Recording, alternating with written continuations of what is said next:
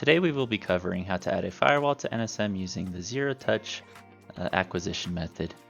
For zero-touch, all we need is to have our WAN IP address configured and our DNS configured. In today's example, I have my unit that is on factory defaults, and I have configured my WAN IP address as well as my DNS. We want to make sure that we are able to reach MySonicWall as well as License Manager, and we can test that here in our check network settings. Once we confirm we're able to reach those, then we can go ahead and begin the process.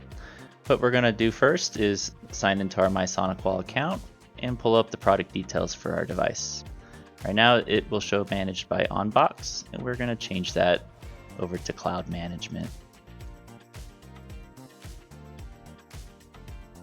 Once we have done that, you'll see the association to NSM, and we can enable the zero-touch option. Now we're going to go back to our NSM, where the device should get added in.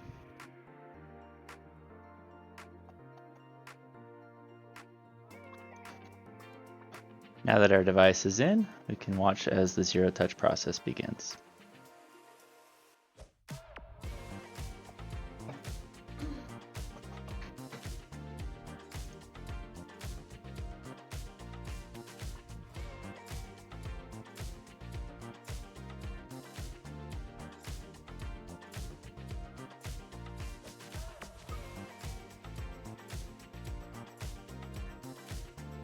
Now that our device is acquired, we are ready to begin managing our device in NSM.